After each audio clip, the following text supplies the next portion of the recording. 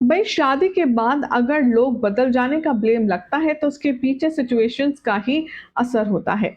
ठीक ऐसा ही कुछ हो रहा है टीवी सीरियल सरू में वेद के साथ। क्या हो रहा है चलिए आपको बताते हैं, लेकिन उससे पहले चैनल को सब्सक्राइब कर लें, नोटिफिकेशन बेल दबाएं और इस वीडियो को लाइक शेयर करना बिल्कुल भी ना भूलें।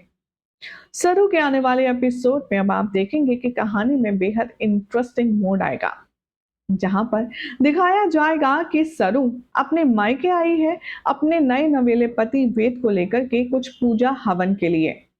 जहां सरू की मां ने अपनी कम्युनिटी के लोगों को बुला करके एक खास पूजा रखी होगी, तो अब उस पूजा के खातिर वेद चुप करके सरू के साथ आ जाता है अपनी ससुराल।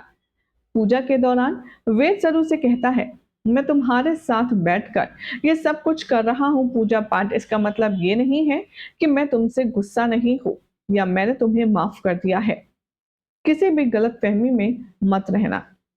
सरू अब दिल ही दिल में दुखी तो है, लेकिन साथ ही साथ वो अपने भगवान से प्रार्थना भी कर रही है कि मैं जानती हूँ मेरे प्यार पे इतनी शक्ति है, इतनी ताकत है कि मैं वेद सा को जरूर मना लूंगी और वो भी मेरी बात को समझेंगे और मेरा साथ देंगे।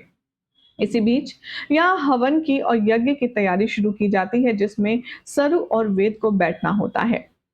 यहाँ वेद और सरू बैठकर के हवन करते हैं और आहुति देते हैं और पीछे से तारा आकर के इन दोनों को जोड़े से पूजा करता देखती है और उसका खून खौल उठता है। आने वाले एपिसोड में अब आप सब देखेंगे कि कैसे तारा की जब एंट्री होगी, यहाँ पर वेद और सरू को बिल्कुल भी इल्म नहीं होगा कि पीछे से वो देख रही है।